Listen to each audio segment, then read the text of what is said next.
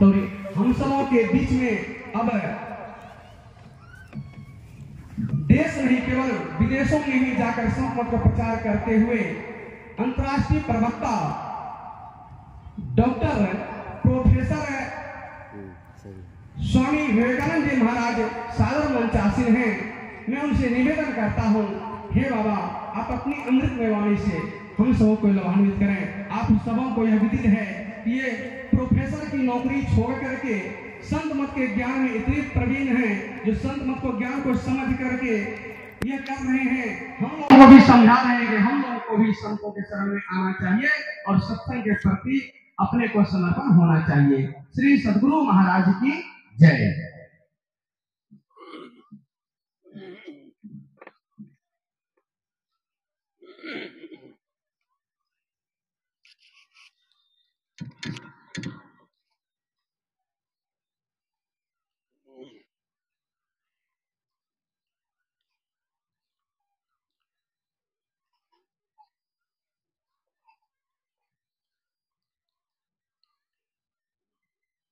श्री गुरु चरण सरोज रज निज मन मुकुर सुधार बरनऊँ रघुबर विमल जसु जो दायक फल चार बंदो गुरुपद कंज कृपा सिंधु नर रूप हरि महामोहतम पुंज जासु वचन रविकर निकर। बोलिए प्रेम से श्री सद्गुरु महाराज की जय। सृष्टि के कण कण में व्यापक प्रातस्मरणीय अनंत श्री विभूषित परमाराध्य ब्रह्मलीन गुरुदेव के पावन पाद पद्मों में कोटि कोटि दंडवत। गुरुदेव के मस्तिष्क स्वरूप ब्रह्मलीन पूज्यपाद महर्षि संत सभी परम जी महाराज, हृदय स्वरूप पूज्यपाद ब्रह्मलीन महर्षि साई स्वामी जी महाराज तथा संतमत के वर्तमान आचार्य महर्षि हरनंदन परम जी महाराज के चरणों में कोटि कोटि नमन, कोटि कोटि प्रणाम। मंच पर विराजमान हमारे गुरुचरण से भी पूज्यपाद स्वामी प्रमोद जी महाराज के चरणों में नमन। हमारे पूज्य स्वामी डॉक्टर निर्मलानंद जी महाराज, पूज्य स्वामी परमानंद जी महाराज, पूज्य स्वामी जय कुमार जी महाराज, नरेंद्र जी महाराज तथा तीर्थों को भी पावन करने वाले हमारे मुदमंगल साधु समाज और इस जिला के माननीय अध्यक्ष महोदय हमारे वकील साहब तथा नेपाल प्रांत से पधारे हुए हमारे सम्मानीय वीरेंद्र बाबू और आज के मंच संचालक विद्वान उन्हार प्रखर प्रवक्ता हमारे श्रद्धेय श्री नित्यानंद बाबू, चतुरानंद बाबू, सत्संग प्रेमी सज्जनों, माताओं, बहनों, मैं आप सबों का हार्दिक अभिनंदन करता हूं। आप लोग बड़े उदार हैं, बड़े महान हैं। समय तो नहीं था। स्वामी विवेकानंद जी महाराज अपने स्पीच में कहा था, जब उनको समय नहीं मिल रहा था लेकिन फिर भी समय मिला उनको, और आप लोगों ने हम पर भी, हमारे मन संचालक ने बड़ी कृपा की, हमारे वीरेंद्र बाबू ने, नहीं बस स्वामी जी आप ही बोलिए। तो उन्होंने एक लाइन बोला था स्वामी विवेकानंद जी ने, it fills my heart with joy is capable that is cordial welcome which you have given us. तो आप लोगों ने मुझे भी ये समय दिया है और ये अनमोल समय है। मैं आप लोगों का भी हार्दिक अभिनंदन करता हूं। हमारे पूज्य स्वामी निर्मलानंद जी महाराज सुना रहे थे, संतों का संग का लाभ क्या होता है। भगवान बुद्ध इस दुनिया में आए, अमूल्य कार्य किए, दुनिया को सुधारा, अपने को सुधारा, समाज को सुधारा। आज हमारा घर, परिवार, समाज टूटता नजर आ रहा है। इसको संभालने वाला कौन है? आपने कभी सोचा? आग लगी आकाश में, चू चू गिरे अंगार, संत न होते जगत में तो जल जाता संसार। अगर संत संसार में नहीं होते तो संसार जल जाता। इसलिए संतों की बड़ी महिमा है। और संत कहते किनको है? तो उपनिषद के ऋषि ने कहा, विद्यते हृदय ग्रंथिस चिदंते सर्व संशया चियंते चास्य कर्माणि तस्मिन दृष्टि परावदे। उग्र है विमल विलोचन ही के, मिटे दोष दुख भवरजनी के, सुजत राम चरित मणि मानिक, भूत प्रकट जब जय जय खालिक। तो हमारे जीवन में भी जब संत मिलते हैं तो हमारे जीवन में क्रांति होती है, हमारे जीवन में रेवोल्यूशन होता है।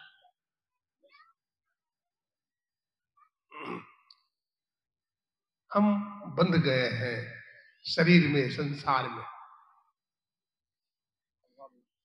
जी कार्डिनल ने कहा था, हमारे जीवन में 3 प्रतिबंधक है। दुख है, मृत्यु है और असफलता है। मृत्यु निश्चित है, हम धीरे धीरे मृत्यु की ओर बढ़ रहे हैं। आप मेढक को देखे हैं? मेढक को सांप निकलता है पीछे से और धीरे धीरे गटकते गटकते पूरा गटक जाता है। भगवान बुद्ध ने कहा, कालम अनुधावती, काल पीछा कर रहा है, पकड़ लेगा, क्या करोगे? हमारे गुरुदेव ने कहा, काल मुख से निमुख भागो, ध्यान के बल भाई रे, ऐसे अवसर कोई हो तो रोई हो पछताएगा। अगर आप बचना चाहते हैं तो आप ध्यान कीजिए। आज ध्यान को हम गौण कर दिए हैं, सत्संग को आज गौण कर दिए हैं। कितना बड़ा पंडाल है, बहुत खर्च हुआ होगा। और इसलिए तो इतना बार सत्संग यहाँ हुआ है, या नाम है, बताइए जिलाधिवेशन का कितना नंबर है? ये नंबर ही नहीं है, मतलब इस धरती पर कितना बार सत्संग हुआ, अनंत बार सत्संग हुआ। आप लोग कितना पैसा खर्च किए हैं मालूम है? आप लोग अधिक से अधिक संख्या में आइए। शाम के समय में तो पंडाल भर ही जाना चाहिए। अधिक से अधिक संख्या में आइए, सत्संग का महत्व समझिए। आप मृत्यु की तरफ बढ़ रहे हैं, आप काल की ओर बढ़ रहे हैं। ये संसार काम नहीं आता है, ये सब छूट जाता है। ये बाल बच्चे काम नहीं आते हैं, ये नौकरी पैसा काम में नहीं आता है। आपका भजन और सत्संग काम आता है। अगर ये आवश्यकता आप समझ लेंगे अपने जीवन में तो सत्संग में आप अवश्य आएंगे। अभी हमारे विद्वान प्रवक्ता पूज्य स्वामी परमानंद जी महाराज सुना रहे थे, बहुत अच्छी बात। वेद भगवान ने कहा दान करना चाहिए, देव पूजन करना चाहिए और सत्संग करना चाहिए। आज हम दान नहीं करते हैं। यहाँ के लोगों तो दान बहुत दिया है, तभी तो इतना बड़ा चकाचक पड्डा पड़ता है। तो दान करना चाहिए।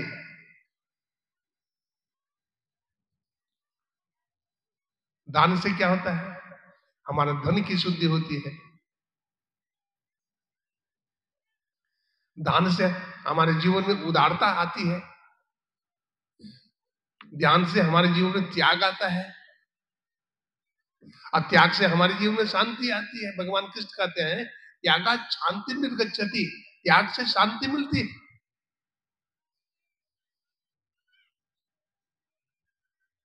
देखिए हम लोग दान देते हैं, देने वाले देते हैं। सत्य हरिश्चंद्र तो सब कुछ उठा दिया था, स्वप्न में देखा और दे दिया। कर्ण भी बड़ा दानी था, धर्मराज युधिष्ठिर भी बड़ा दानी था। सत्यवादी भी था, कभी झूठ नहीं बोला, लेकिन एक बार भगवान के कहने से झूठ बोला और रथ का पहिया धरती पर आ गया था। अब बताइए कितनी सावधानी की जरूरत है।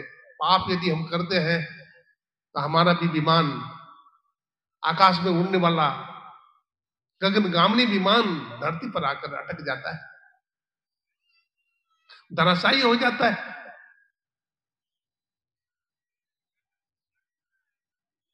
अगर आप मान लीजिए 10 लाख रुपये दान करते हैं, अपनी स्वेच्छा से दान करते हैं, हृदय से दान करते हैं, श्रद्धा से दान करते हैं, तो आपको बड़ा आनंद मिलता है, चैन मिलता है, शांति मिलती है। लेकिन वही धन अगर कोई चोर डकैत जबरन छीन ले, लूट ले, हमें मारे भी और धन भी लूट ले, तो बड़ा दुख होता है। देखिए धन हमारा चला गया 10 लाख, चाहे स्वेच्छा से दे चाहे लूट ले, लेकिन एक बात है, जो हम स्वेच्छा से दिया, श्रद्धा से दिया, उसमें हमारा संतोष है। लेकिन जो लूट लिया उसमें हाहाकार है, दुख है, क्रंदन है।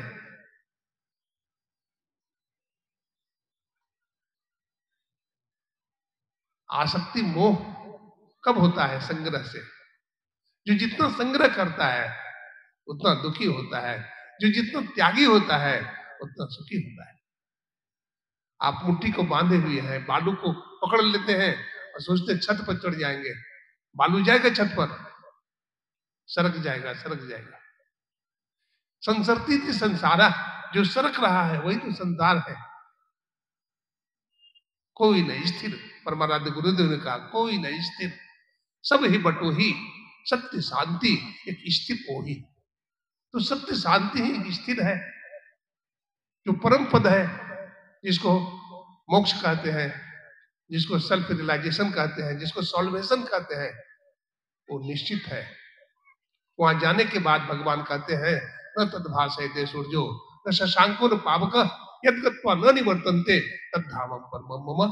तो वो परम पद ही हमारा धाम है, जहां से आवागमन का चक्र समाप्त होता है।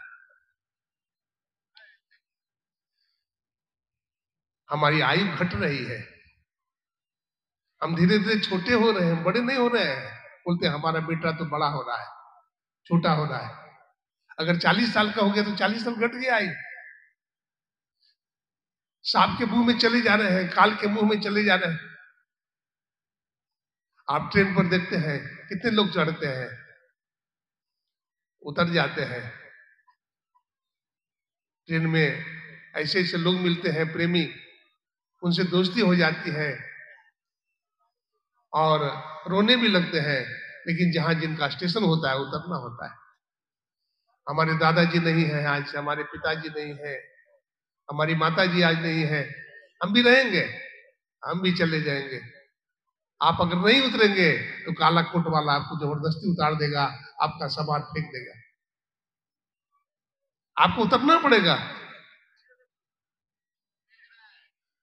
तो ये संसार शरीर नाशवान है। सत्संग कीजिए, नित्य प्रति सत्संग कर ले पार प्यारा, तेरा कार सरे सारा।